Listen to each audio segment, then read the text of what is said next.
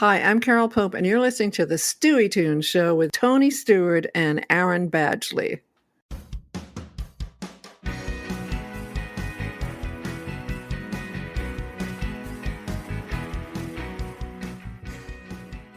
Hey, Tony, how's it going? Good. How was you got back to you're in the classroom again? Tell me about how's it going in the classroom? Fine. How's the weather in Ottawa? Cold. I can't do this anymore. So, as you can tell, folks, we're going to be talking about interviews that went south in a hurry, and we've got some good ones for you. But, that was good. I was scaring me. So, anyway, are you ready to get to it, sir? I'm ready to get to it, as always, yes. All right, let's cue up the theme music, and we'll be right back. Welcome to the Stueytunes Show. These are insights and commentary on the music and musicians that shape our lives. And now, let's go back to class with your hosts, Tony Stewart and Aaron Badgley.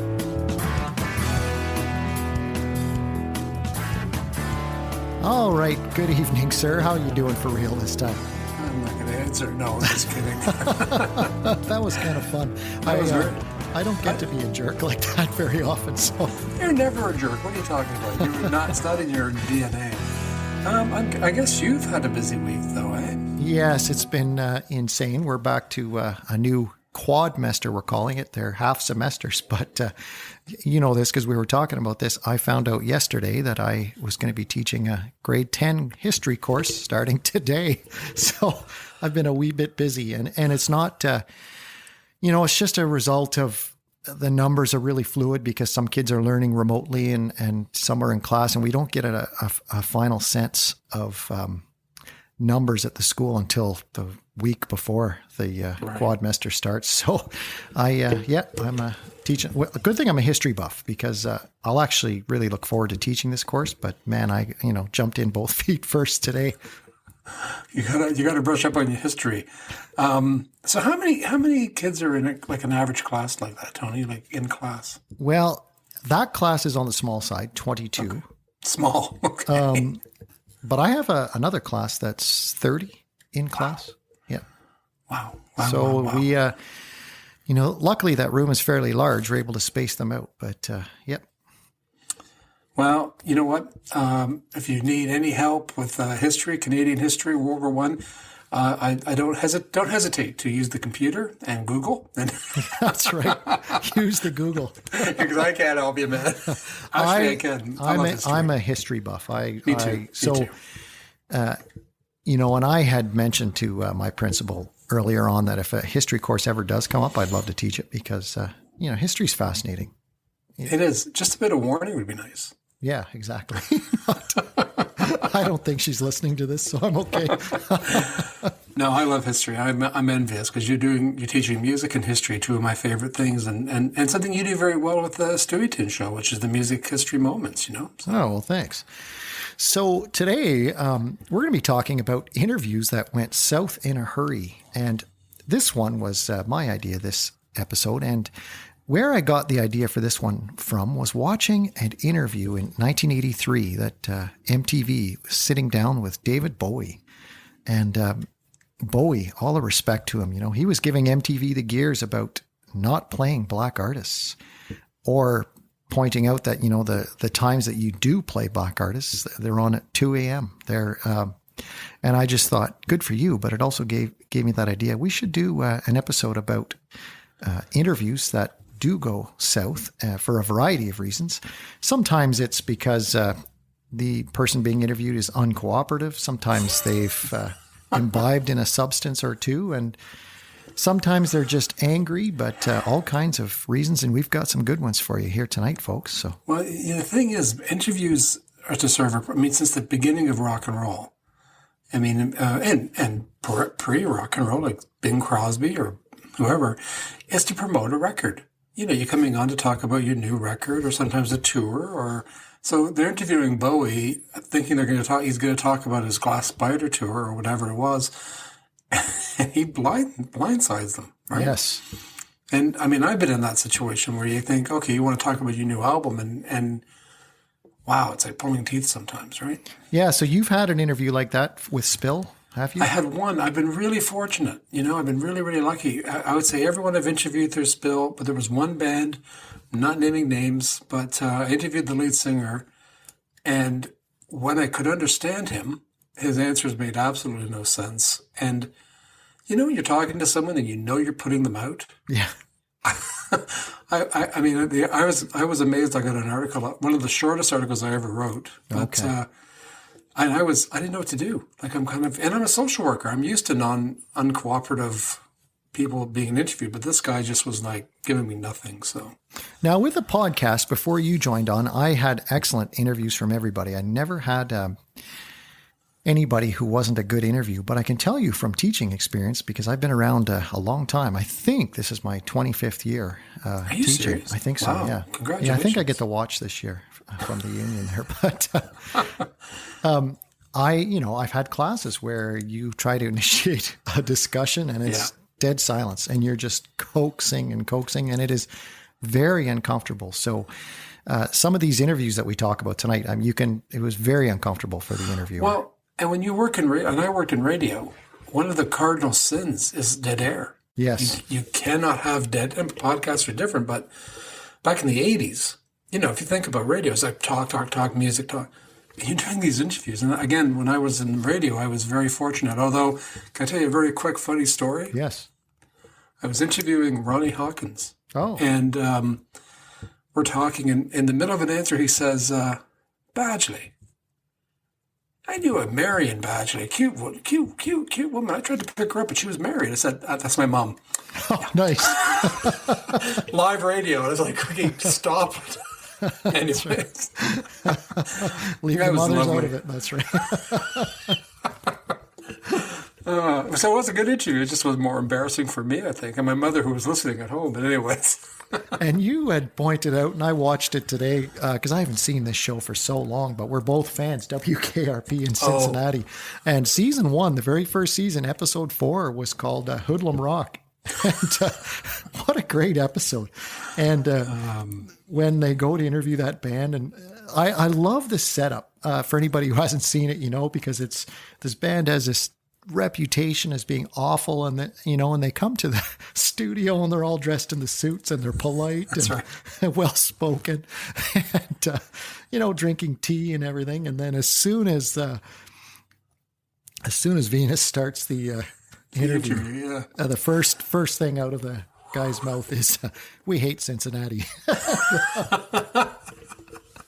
Very clearly, too. It's very calm. We hate. Yeah, it's brilliant. Yeah, that was hilarious. I haven't seen that show for so long, so thanks for that little. it's the ultimate in bad interviews. But although Venus handles it quite well, but no, I love that show. And we were joking before about the infamous turkey episode, but this one is classic too, with Scum of the Earth. Yeah. Yes. Yeah. Terrific. So let's get started, shall we? Sure. So number 10. We picked 10 of them, and there's lots, guys. Oh, there are tons. so many. We just thought we'd pick 10 that are pretty notable. Was Vanilla Ice on MTV when he just goes nuts. And I don't know about you, that was a strange one for me when I was watching that, because I wonder how much of that was anticipated, maybe. I think it's a combination, right? I think part of it wasn't, but I think he just lost his mind. Because if you look carefully, there's one of the MTV guys who looks scared. Yeah. Like, that's not acting. He's looking really scared.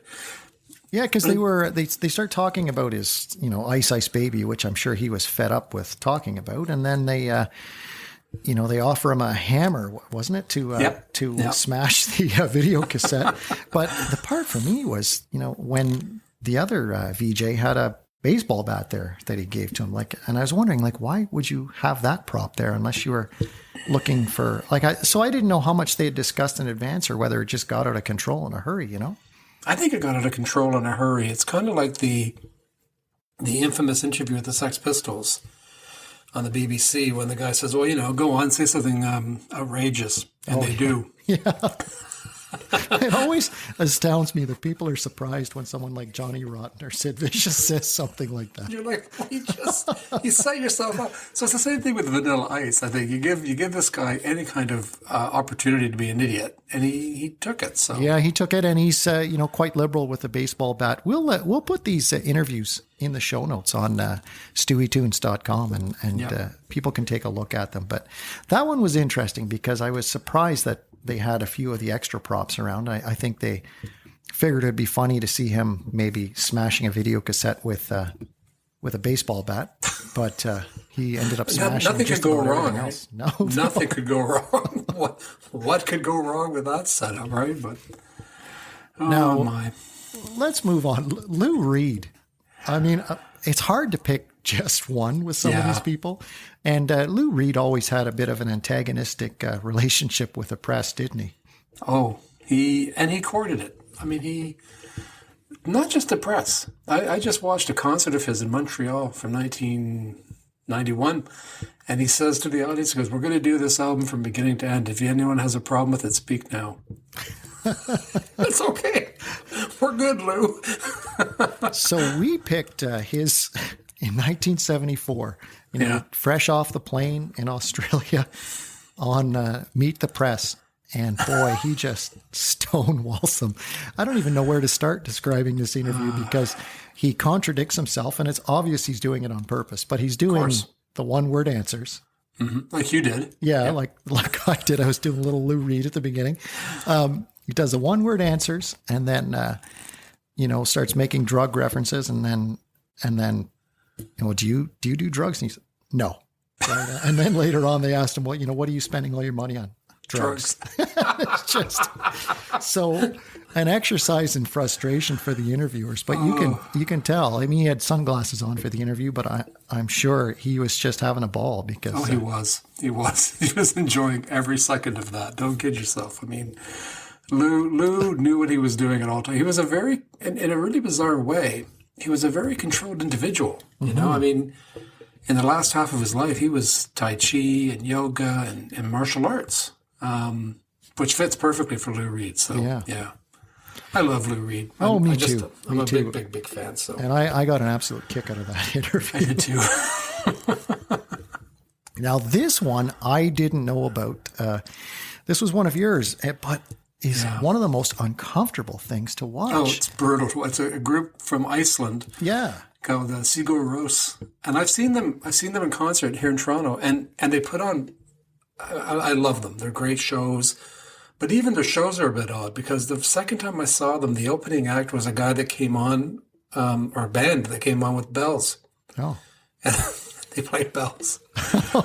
Kind of odd. But well, what's sad about this one is the interviewer, it's an NPR interview, and they're not rude or anything. No, they're not doing it to be rude at all. No, but they're not giving him anything. Like, there's this silence, Well, it reminded me of, when you see guys do in theater, like improv. And one of the rules of improv is never block someone like that. But they're blocking every question. And again, they weren't doing it to be rude. No, I don't think they were aware. I don't think they were aware of what they were doing. Like, I think they were just trying to get through and I just felt so bad for the interview. But he handles it well. Oh, he handles it incredibly well. And you know what impressed me the most, actually, was his ability to keep asking questions. Yeah. Because, you know what I mean? Like, you go into an interview, you've probably got 5 or 6 big questions you want to ask. But he gets through those 5 questions in about the first 30 seconds because they just give him nothing. And he just has... I was really impressed with how he handled that. Because if I was him, I'd be going, great, let's go to a song now. Exactly. So there were 2 on this list that were the strangest. That was one of them for me. Yeah, that was a bizarre... Well, and you should... Have you heard their music? Have you gone in to listen to their music? I have not. I've been so busy this week that... you should try them. I have all their albums, and I'm a huge fan. And I watched that. It was funny, but also very uncomfortable, Yeah, that would be the biggest word, right? Uncomfortable. And you know what else is... When you hear Icelandic people speaking English, they always sound so happy. right? Yeah. The way there's that lilt to the voice where their voice goes up at the end. So he'd ask them a question and they'd be like, fine. And that was it. It was, it was horrible. so let's do the next strange one. Sure. We'll do back-to-back strange ones, and then we can take our music. Well, this is one you chose, right? Yeah, this was one of mine. And this one was, I think, is the strangest one on the list. I agree. Because it's hard to know what exactly happened, but Madonna on David Letterman in 1994. And so by 1994, I mean, she's already an established star. She's on top of the world. And which is huge. Yeah, she was. And so she comes out and right off the top, she is off. Something's off. And she walks out. Did you watch the interview? I did. Yeah, she walks out. She told me, yeah. She walks out with a pair of her underwear in her hands, and she's trying to get Dave Letterman to smell them. Yeah. It is the weirdest thing. And she won't let up. No. And she's like a dog with a bone. Yep. Yeah. And he's obviously very, very uncomfortable. He doesn't know how to react. And then when she finally sits down, not only is she blocking his questions, but she just won't give him anything and is antagonistic towards him as well. It was so strange. And again, going back to what I said earlier, you're wondering how she thinks this is going to help her sell a CD. Because she was really bizarre that night. Like, I don't know if the drugs were involved, or you read some more about it though, didn't you? About what she said later? Yeah. So according to her, now I don't know whether she's backpedaling because she did get a lot of heat over that interview because also she refused to move over in the chair. That's right. She hijacked the show. I forgot that. Yeah. Because the Black Crowes, right, were supposed to come on and play a set and a couple of songs, and they only got one in. Yeah. And one of the guests, I can't remember the guest, couldn't come on. But she said, I'm not moving. And she dropped the F-bomb 14 times. 14. Was it really 14? I knew it was more than times. It was a lot. And he was so uncomfortable with it. I mean, he was really squirming because I think he didn't know what to do. And he's not someone who's easily made to be uncomfortable. Do you know what I mean? Like he makes people uncomfortable. That's right. David Letterman, So afterwards, I did some more reading about this. And like I said, I don't know whether she was backpedaling or not, but she said that the F-bombs were a statement about network censorship, which I'm not sure I totally believe that. I think but she said the stonewalling and the giving him a hard time and was because she was unhappy with the way that he introduced her. And she got offended, she said, by the way that he introduced her. I guess he made some kind of crack about her sleeping with just about everybody. And she said that she decided she was going to hijack the interview. But who knows?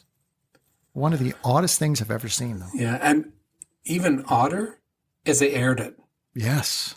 Because it wasn't live. I mean, it was taped, and then they cut bits out and they censored, but they still aired it. And if I had been Madonna's people, I would have been throwing money at CBS going, please don't air this. Yeah, because I think the first thing people thought was she was high but I don't know. It was just very, very odd. But you know what? Shall we take a break? Sure. All right, let's take a break and we'll go to our music history moment. And guess what, Aaron? I mean, had to do this one. It's a Beatles related one, but it's a big one. So yeah, it's a biggie. Yeah, it sure is. So we'll be right back. How can I not go with this one? On February 6th, 1958, a very young George Harrison joined the Liverpool skiffle group called the Quarrymen. The group was named after John Lennon's school and featured John Lennon, Paul McCartney, Len Gary, Eric Griffiths, and John Lowe. For music fans everywhere, this was extremely significant because now 3 out of the 4 pieces of the puzzle of what would later become the Beatles were in place. Let's get back to the show. And we're back, and I love history moments like that. I think that, the moment when Harrison joins the Beatles, so cool. And he had to audition to John. Paul had to get him to audition to get into the Quarrymen. Do you know what song he played? I'm not sure. He played an old instrumental called Raunchy. Oh. And he played it on the top of a double-decker bus. So can you imagine?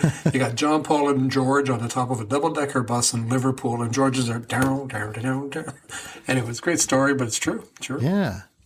Now, I thought, when I was looking over all the history things that had happened on that day, I thought, there's no way I can't do this one. Just too big. No, it's history, right? I mean, it's where would the world be without those three, and then later on Ringo joining. So, well, that's right. I'm with you. So we're going to stick with the Fab Four here, and we're going to go on to our next interview. This is John Lennon and Yoko Ono with New York Times reporter Gloria Emerson, and this was one of yours, and this was interesting as well. But I'll let you describe. Does she not sound like Miss Hathaway? She sure did. Okay, thank you. And I don't know about you, but I think she deserved what she was getting from John. I mean, because she was antagonistic right off the bat. Yeah, it was the year that Lennon was being interviewed by people like her. This would be 1969. And there's another clip I was going to mention to you with a cartoonist named Al Cap who interviews him in Montreal, and it's brutal. He's rude. He's just right out rude. And she's mocking him during the interview, and all you have to do is look at his face, and you think, I'd shut up if I was like I would, switch the direction this interview is going. But she challenges him, and he gets it back, I think, pretty well. Well, I actually thought he got the upper hand in that interview. He does, yeah. I don't think she was counting on his intelligence. Because I think she was kind of snobby. Yeah. And I think that she came to the interview thinking she was going to make mincemeat out of this, Yabo from Liverpool, and she didn't. I think, when she's trying to insinuate that all of the bed-ins and everything else, you're just looking for an excuse to go on vacation and do nothing. And and that was far from John's intention. And I was really... And then when she calls him, oh, you dear boy, like, oh my gosh, his face, it's just... I thought he contained himself rather well, actually. Yeah, so did I. And I thought both of them, John and Yoko, were Yoko too, of course. Yeah, eloquent. And they put her in her place pretty well, I thought. Without being mean. Lennon just stood his ground and just went, So, yeah, I'm with you. But it's still an awkward interview to watch. You kind of want to, you wince a wee bit, Oh, for sure. Now, this next one, again, because he's had quite a few, but the Godfather of Seoul. And in 1988, he did one particularly notable interview, not notable because of some of his actions. He had been charged with assaulting his wife with a lead pipe and taking a shot at her car as she was attempting to flee. So, but he did an interview and was just obviously was on something when he did the interview. You could tell right from the start because his answers were incoherent. He's babbling meaninglessly, singing song titles. I mean, where do you start? It's really very sad actually to see it because it's clearly a man who's not. He shouldn't have been interviewed at the time. Someone should have known better and kind of stopped it or something because he's clearly not capable of doing what he was supposed to do at that time. Yeah, it was really awful, and I wonder, wouldn't his people say to him, you shouldn't do this? Or do you think he just went ahead and did it regardless? Unless he just presented really well before he did it. I don't know. It's like Madonna. Again, you think someone's going to say, enough. This is going to and James Brown, this did damage his career because he had Living in America and he was actually making quite a comeback in the 80s. And then he was making the news for the wrong reasons. Yeah, and making light of his actions too. Right. Which is really, it's terrible. It's a terrible interview. Yeah, it was just a train wreck from beginning to end. And it's, the clip that I saw was only about 5 minutes, but I was wincing the whole time. I was like, oh man, I can't believe this is happening. 5 minutes of that is more than enough, Tony. Oh, I absolutely agree. Let's be honest. Now, we were talking about, some interviews where the artist just gets fed up. The John Lennon interview was one, but here's another one, right? One that you had mentioned here, Bob Dylan in 1965 with Time magazine. And again, I think he just tears a strip off this interviewer and doesn't relent. He doesn't. And I'm going to just state my bias right now. I come close to worshiping Bob Dylan. I love the man. I think he's, I don't know if you saw the movie he put out last year, which was allegedly a documentary, but it turned out really wasn't. It was quite funny, actually. Yeah. He tears into this, and I actually, unlike Gloria Emerson, I feel sorry for him. He looks really sad because Dylan just does not. He doesn't stop. No, and he doesn't even give the guy time really to defend himself or ask a question. Yeah, or even clarify. Dylan just goes on this tangent, and I mean, for those of you who are familiar with the whole history of Dylan and when he went electric in 65, 66, and getting booed off the stages in England and a few in America, he was on edge. Those are, if you ever want to see someone challenging an audience, watch those clips of Dylan going live or going electric. But this poor guy from Time, he kind of asks one question, and Dylan's like, "Well, have you heard this? Have you listened to it? Did you actually listen to it?" Yeah, just goes. Funny, awkward, but I don't know. Dylan was just in the mood that day, and I don't think he wanted to do the interview. And again, someone should have stopped and said, "Bob, maybe later." But they went on, and quite a while too. I mean, it was not a short interview. That was what. And again, I want to say for the record, I feel sorry for the guy. Oh, so do I. I don't even know what he said. Like, he just kind of set Bob off. So, but. Yeah. This is the thing when you're dealing. I mean, I would love to meet Dylan. I don't know if I'd want to interview him because I've seen several clips of him where he's like Lou Reed. I mean, he can be like Lou Reed a bit. And he's quick, man. He's so quick. So yes, and that's actually a pretty common thread because one of the people we're going to talk about in the third segment, a lot of people don't know that about him, but he's very quick as well. And can't stand doing interviews, obviously, but we'll get to that in the next set. But let's do our final one for this set. Yeah. And this was, the ultimate, like, rock and roll's first great scandal and an interview basically destroying an artist's career. And what a scandal. Oh, boy. And for those of you who haven't figured it out yet, we're talking about Jerry Lee Lewis and the killer.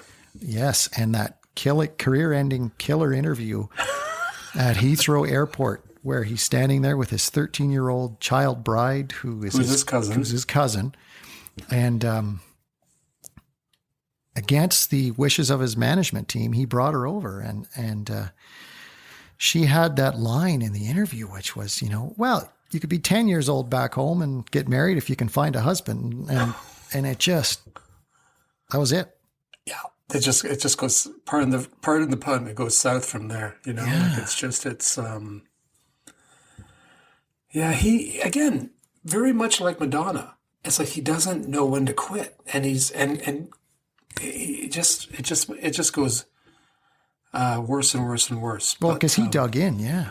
Oh, he didn't, he digs in and with a shovel, Tony, with a shovel. Like absolutely.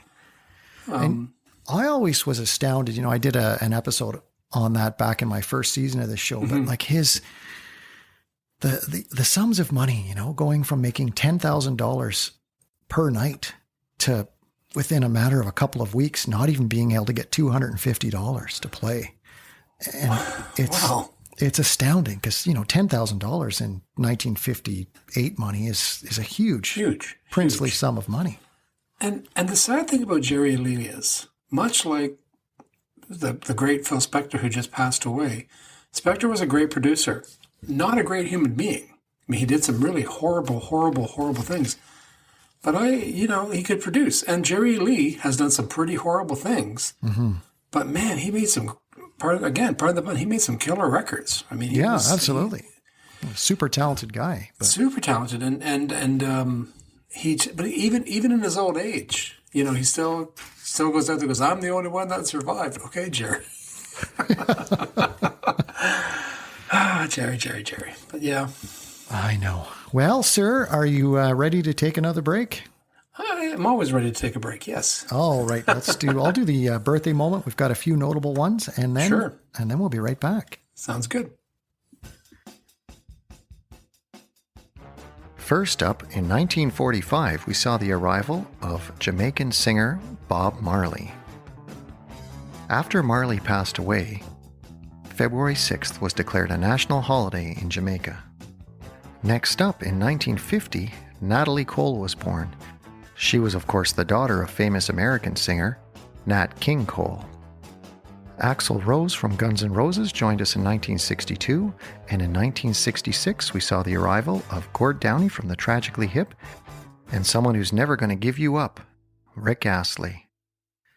And we're back, and we're going to go with a little Canadian content here, as we like to do. Before you do that, hang on, Tony. Yep. Before you do that, I'm going to destroy my credibility. Okay. Are you ready? Yep. This is my time to go south. I think Rick Astley is underrated. You know what? I kind of do too. I mean, in terms of the voice and. Yeah, I'm nice guy. I mean, he's a lovely guy, and you know what? He wasn't as bad as people think they remember him as. So I just wanted to say that, and any credibility I had is now just gone. But well, the whole Rickroll thing doesn't help either. but I had never known that till you told me about that. Oh yeah, well, look up Rickrolling, people, if you don't know what it is. Maybe we can Rickroll you in the show notes or something. Okay, I interrupted. I'm sorry. I just had to say that because you brought that up. So there you go. That's right. So this one was one of my choices, and I was. I couldn't believe you hadn't heard this one, but it was, man, it was only a few years ago. And of course, I'm talking about Billy Bob Thornton's infamous appearance on Q. And I've seen the video interview, but I was listening to it on the radio the first time I heard it. You heard it live when it was happening. I heard it when it was happening. Wow. And it was unbelievable. And Billy Bob shut down right from the start, and he was antagonistic and giving answers that were completely unrelated to what Gomeshi was asking him. And the setup for this, folks, is Billy Bob was pretty firm that he did not want his acting career to be discussed. He just wanted to talk about his band and their albums and their tour. So the band was called the Boxmasters. Mm-hmm. And so the three guys are there in studio. And Gomeshi, like you were saying during the break, Gomeshi set it up because when he's introducing Billy Bob, mentioned the fact that he was an actor and done all these movies. And right away, you could see on Billy Bob Thornton's face. It's clear as a bell. Yep. It just went south right away. And you talk about an uncomfortable interview, and Gomeshi just keeps pushing, and they end up arguing. Yeah. And the two guys, the other band members, they just look so uncomfortable. I felt so bad for them because they're just sitting there like, oh, why did you do this? But you remember, he even is answering questions, talking about something totally different. He's talking about these models that he built as a kid. Yeah. And bacon and eggs. Yep. Yeah. Just being a total jerk. But again, I think Gomeshi probably did have it coming a little bit because Billy Bob, when he finally lost it, said, we told you guys we didn't want this to be about the acting. And in Billy Bob's defense, first of all, those albums are good. He's actually a really great performer, singer, songwriter. Yeah. He's great. And I can understand how he'd want to just talk music because I would think it's hard. It's hard for a singer to become an actor, and I think it's hard for an actor to become a singer, right? Because it always gets a bit hazy in there. But maybe Billy Bob could have handled it differently, but we learned one thing, Tony. Don't annoy Billy Bob Thornton. Oh boy, he was scary in that interview. Man, he looked like at one point he wanted to punch John Gomeshi. I mean, the look on his face, and I think he also didn't want to overshadow his bandmates. Was one of his things too. He just wanted to talk, like you say, talk about the music. But boy, what an uncomfortable interview. And then do you remember what happened after? Did you see what happened after when they went to play? Yeah. Yeah. He didn't play. Yeah. He didn't sing. He refused to play and sing. Yeah, I don't have my drums with me. Yeah. And they're going to do an instrumental. So he threw his bandmates under the bus. Again, not helping his own career, though. No. I mean, on some levels, Billy Bob could have used the exposure. Like, you were listening to it, and you would have loved to have heard him sing and something he'd written and all that. Yeah. So it doesn't help your career. I guess sometimes you had to put your career second. I don't know, but that was brutal. Yeah. And we're at number one, folks. And this was one of yours. And it's my favorite. There's so many for him that you could pick, though. But this was a great one. Yeah, go ahead. It's my favorite. It's June 27th, 1980, and Johnny Lydon, Johnny Rotten, and the Pistols had a new band, Public Image Limited, and their second album was coming out in America, or it just come out, called Second Edition. And he's being interviewed by Tom Snyder on the Old Tomorrow Show. Oh my goodness, yeah. And Snyder, by the way, he's no wallflower. He's not going to take it. He gives it as good as Johnny gives it to him. Yes. But it's just oil and water from the beginning, Yeah, from the very first question. But to be fair, Tom Snyder wins because he comes up with the greatest comment, for my money, when he says to Johnny Lydon, sorry for talking while you're interrupting. Yeah, I told you when you pointed that out to me, I said, I have to use that in my classroom. Oh, the best line. I've used it. Excuse me. No, he goes, excuse me for talking while you're interrupting. Best line ever. Because right off the bat, right, they're saying we're a corporation. Yeah. And then, but you guys play music, not we're a corporation. And it's just totally stonewalling. And I mean, of course, Lydon's every interview for him was basically like that, but he was in very fine form that day for sure. And poor Keith Levine, he's just going, I just want to talk about the album, man. But interesting side note, I in preparing for our recording tonight, I dug up an interview in 1997 where John Lydon's with Tom Snyder again. Oh, really? And much nicer. And Lydon said, I was just trying to make it interesting. And Tom Snyder was going, no, you weren't. You were trying to kill me. It was really good. It was a good interview. But even Madonna and Letterman did interviews after that, and but both of them referred back to that. Yeah. I mean, she was on as late as 2009. She was on that show with him, and they referred back to that. He wouldn't let it go. No, well, how could you? Yeah. I mean, that's almost traumatizing. I mean, if you're an interviewer, and I did lots of live interviews on the radio, and I was lucky. I mean, or I just interviewed. Everyone I talked to is super, super nice. Yeah, same here. I've been very fortunate. I mean, I've always feared about, having that moment where someone just, isn't going to cooperate, or you say the wrong thing, or you pick the wrong moment to ask a question, but, so I don't know. I just still think the Johnny Lydon, Tom Snyder interview in 1980 is one of my all-time favorite interviews. Oh, yeah, that was a great choice for our number one tonight, I think. The amount of sarcasm on both ends, brilliant. Yes, absolutely. Because they're both quick guys. They're both very sharp. But yeah, Snyder really impressed me. Really impressed me in that interview. He didn't back down from Lydon at all. He just kind of, no, I'm going to go for it too, John. So there he goes. And well, Aaron, this has been a lot of fun. I love these episodes. This one reminded me a little bit of the lip sync episode, actually. Yeah. Well, it's something kind of fun to look back on, right? Yeah, that's right. Yeah. So it's time to tie this thing back to the Beatles. So let's get ready for 6 Degrees of Beetlemania.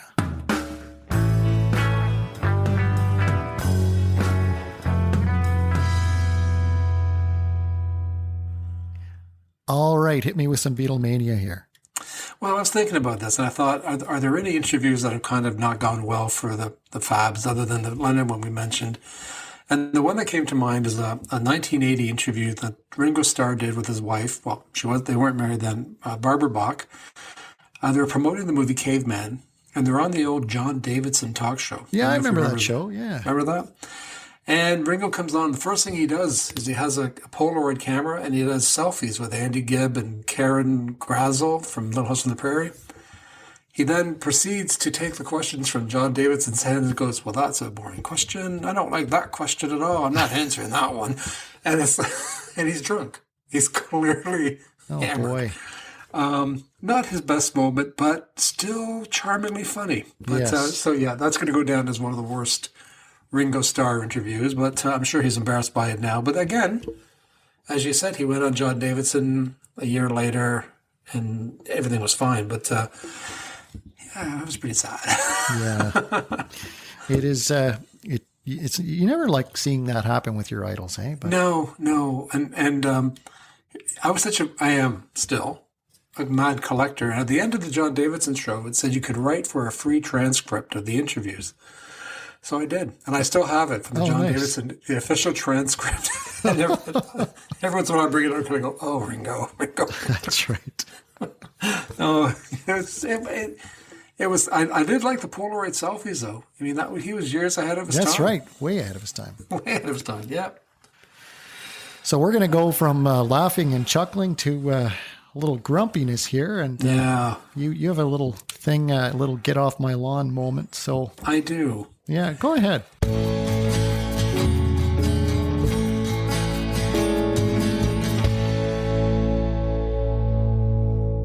Well, look, I'm not perfect.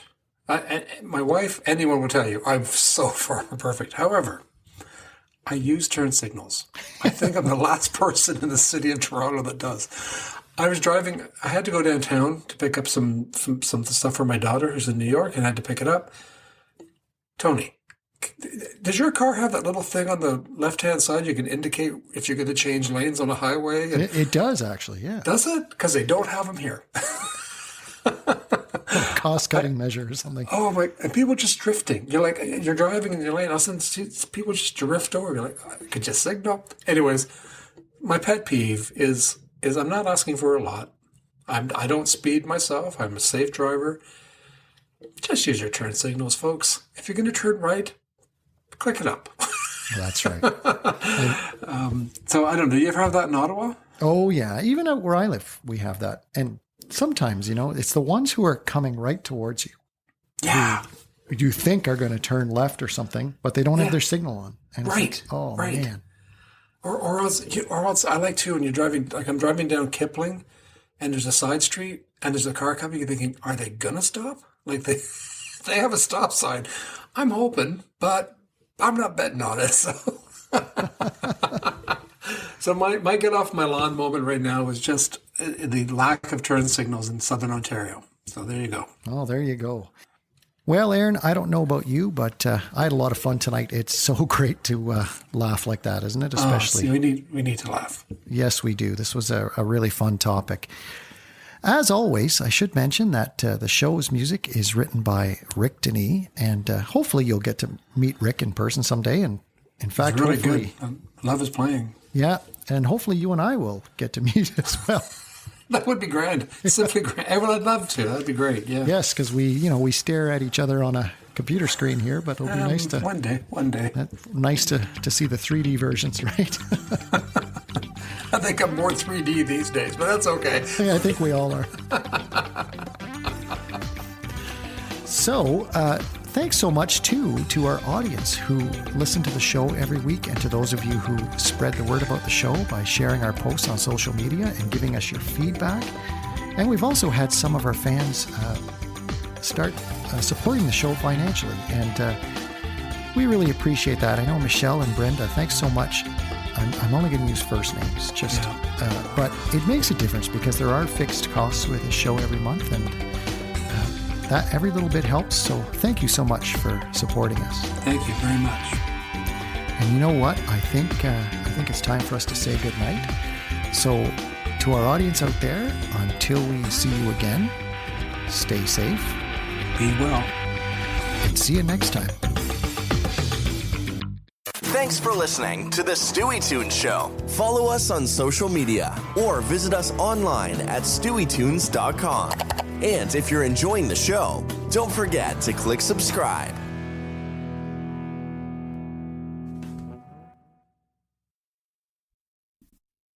Hi, this is Tony Stewart, creator and host of the Stueytunes Show.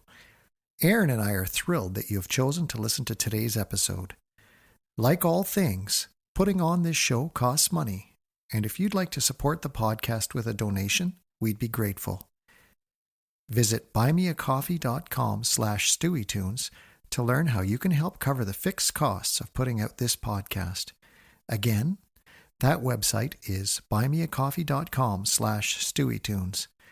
You can also click the Support the Show button at the bottom of the episode notes. Thanks again for listening to the Stueytunes Show.